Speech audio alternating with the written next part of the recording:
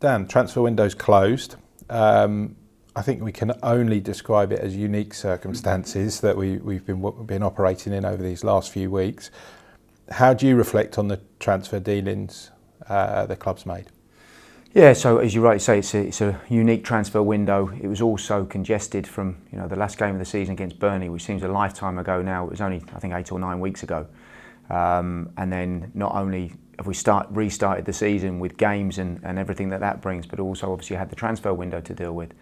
So we did some early business. We brought in Adam Lallana and Joel Veltman very quickly. So two really good and experienced additions to the squad. Joel with his experience with Ajax, Champions League, and obviously Adam with his immense experience in the Premier League and international football, both of them. So delighted to secure them early. And then we did some other things that sometimes are forgotten or go unnoticed, So Ben White came back obviously from an amazingly successful loan spell at Leeds. We turned down several bids on Ben because we believe that he's one for the future for us and could come in and help us in the Premier League now, which he certainly has in the first 4 games. We also did a couple of other things regarding either securing or bringing players through or back off loan. So a couple of the younger ones have joined us, like Walton, like Sanchez, like Malumbi, like Sanders. So people like that have come in and supplemented the squad. Lewis Dunk signed a new extended contract, so Lewis is crucial to us. He's our captain, been here a long time, he knows the club, he knows the league, and it was really important to us that we secured Lewis. And then a couple of our younger players that had done really well in their first Premier League season, like Aaron Connolly and Stephen Alzati, signed new contracts. And I suppose the only other bit that we did in January, so technically in 2020, was to bring in Tariq and Alexis. We thought that they would take a little bit of time to transition into the Premier League. Obviously, we didn't know at the time we were going to get COVID and the lockdown, and that was going to be delayed. And we thought that, with a few of the outs that we were going to do in the summer and a few people whose contracts were expiring, like Baram, like Galgo, that Tariq and Alexis would be coming in to take their places. And of course, the final signing from a first team perspective of the summer was Zakiri. So, really young, exciting front player that gives us a number of different options. We've been tracking him for a good period of time, done really well in Switzerland, broken through, did well in their 21s as well. So, he's a bit different, brings a bit of a different dynamic from perhaps the other front 4 that we've got. Overall, on the ins front, that's been really good from a first team perspective. We've also done a couple of investment players and players into our younger age groups, into our 23s, Jensen Weir, Ella, Kadra, Dendonka. A couple into our under-18s as well. And then we've also signed some players that have gone straight back out on loan. So Jean-Paul Van Heck and the 2 boys that we did yesterday from Poland, Jakob and Michael, that have gone back to their respective clubs, Legia Warsaw and Lech Poznan. There has been an expectation, perhaps outside the club more than inside, within the media perhaps as well, that the club would bring another striker in addition to Zakiri, rather than perhaps investing in some of the longer term players that the club has brought in this window. What would you say to that? If the right players come on at the right time, we would be interested. But we've got 4 front players currently that we believe in, all of which scored goals last season, all of which scored goals this season. Neil, Aaron, Leo, Alareza, and with Zakiri coming as well, that gives us a 5th. It allowed us for Victor to go out on loan. So between the 4 of them, they were 20 plus goals last season.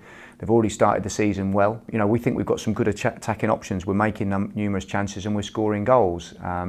People also think about it just solely with front players. So the 5 that I've mentioned, the 4 plus Zakiri, but Lallana comes in and helps create chances. Lamptey comes in and has already won penalties and helped create chances. Solly in his wing-back role. So we've got lots of attacking options. It's not just about getting focused on it's got to be player X or Y as a centre-forward. Lots of really good options, lots of really good individuals as well. And we're always looking at multiple positions. It's not just about one position. There's some significant names that have gone out though as well, in terms of players who've been involved through the past few years, been a big part of their success. Shane Duffy obviously going on loan to Celtic, but also Glenn Murray, Baram, who you mentioned, and Dale Stevens. Talk a little bit about them, obviously, and their situation. Yeah, I mean, every player that has played for Brighton I've got a great deal of respect for. Some of those players have been here a long time. You look at Glenn and Dale. Both of them felt that they wanted to play more football.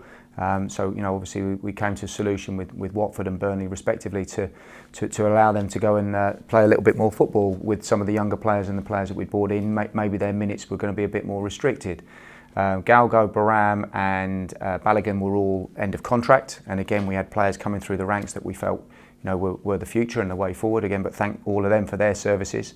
Aaron Moy wanted to go and play football in China. It was a great opportunity for him and his family. So that was always an agreement that we'd had at Aaron that should in particular China come up for him, then we would look into it. So it was a good deal for us. So that also, I guess, there's a geographical aspect there, being from Australia. A bit closer to home. Yeah, a bit closer to home for him as well. And there's a rule and regulation. Chinese have restrictions on the league of number of foreign players, and geographic reasons. And Australians are actually well sought after in China. So it's a good opportunity for him and his family as well, and especially sort of his stage of his career was something he wanted to explore. But again, it was a good deal for us. Brought back Christian Walton and Rob Sanchez to add some competition to the goalkeeper department. Of course, Jason Steele and Matty doing well as well. So that was the right deal and a good deal for us. Martin Montoya, again, expressed a wish really to go back to Spain, where he's from. We had Lamptey and Joel Veltman coming in. So again, we felt that with Galgo and Monty, we could afford to let those two go. So, yeah, a lot of business has been done, some ins and outs to try and sort of freshen the squad up. And it's really important to this club that, the loan programme and the academy work. So, we're always really conscious about opening enough slots and opportunities for our young players to come and try and play in the Premier League. And there's been some great successes that have come through certainly in the last couple of years. So, I'm always really conscious about we have a squad that's able to deal with the rigours of the Premier League, but also a squad that has enough space, if you like, for young players to come through and show that they're good enough to play in the Premier League. When you roll the clock back 12 months, you look at that Carabao Cup game against Aston Villa, and the manager really struggled to name two 11s that could really compete. It was a great experience for the youngsters. How pleased are you that you've, ultimately we went out to Manchester United, but on another day could have got something. But how pleased were you to have those two 11s that were able to do that, and the manager was able to make those 11 changes and put out such a competitive team in the cup competition? Yeah, you always try, I suppose, in my job is to give Graham a headache, really, and the headache is who to leave out rather than, who can I pick. So we want to try and get a squad that, he's got multiple options in different positions. He can play different systems, different formations, which, you've seen he's done a fair amount of in his tenure here. But, he can look in the week to find different solutions against various opponents. He can look at the bench to try and change the game, to try and seal the game, whatever he needs to do. So the Premier League is a competitive league, and we know we're going to get injuries, we know we're going to get suspensions. We've still got COVID, and you've seen some Premier League teams have lost players to COVID that have had to go into isolation. So, there's that. So it's important to us that we've got a strong squad and we've got some depth and we've got some options for Graham. We are actually only 12 games away from the January window opening, would you believe? So does that take the pressure off a little bit in terms of, being forced to do certain business? Yeah, I mean, we're always looking to improve, Paul. We're always looking to improve, and Tony has been brilliant. As the supporters have known, he's invested a huge amount of money into the club, and the club is only where it is at the moment because of him. And Tony will always support us in doing the right player, but it's important that we do the right player. The player's got to come in, it's got to be the right age, the right level, the right cost, the right salary, and got to improve Graham's team. And so, we're always looking to improve the squad and improve the team. But it's just as important that you don't sign, in fact, probably more important, you don't sign the wrong player. So, the window closed last night, or certainly the international window closed last night. This domestic windows have got a little bit more time, and a couple of the foreign windows are still open where we might loan a player out or two. But, as soon as the window closes, we're looking again. So we'll make sure that we're, if the right opportunities come up in January, we're happy to do them. The club's happy to do them. If the right opportunities come up next summer, we're happy to do them. So it's important that they fit the criteria that the club are looking for. They fit what Graham is looking for on the pitch to help him. We've got to be an improvement on the squad, and we're always on the lookout for those players. And we will sign those players if they become available and they fit all that criteria. Two players who perhaps aren't at the forefront at the moment, but certainly have proved themselves in the past, certainly could add attacking threat as well. Jose Izquierdo and Florian Andoni. Where do those two currently stand? Yeah, Jose's had a tough time obviously with his injury. I think he's not played for sort of 14, 15 months. It was, so he's had a really, really tough time, which is also tough mentally. To be out, your job is to play football, and he's not been able to do that for 15, 16 months. So he's been brilliant. He's come through a really tough time. He actually played 30 minutes for our under-23s against West Ham last weekend and got the winner, which is great for him. So it's slowly for him. He's been training for a number of weeks with Graham and the first team. That was his first match minutes, if you like, last Saturday. So we'll slowly, hopefully, start to build that up. Hopefully, there's no reaction from Jose, and we'll from anything physically, I should say. So we're hoping we'll slowly start to build those minutes up. I haven't got a date I can give you when he'll be ready for first team selection, but he's making the right progress, and we're optimistic that he'll be able to play a part between now and January. Florin, suffered a nasty injury whilst out on loan at Galatasaray. These injuries are normally sort of 6+ months, so you're probably looking second half of the season, January, February time, before Florin will be able to compete. So he'll still be out for a number of weeks, but like I said, the January window opens again in 12 games time. And let's hope that those two will be there or thereabouts, or contributing to Graham and the first team squad.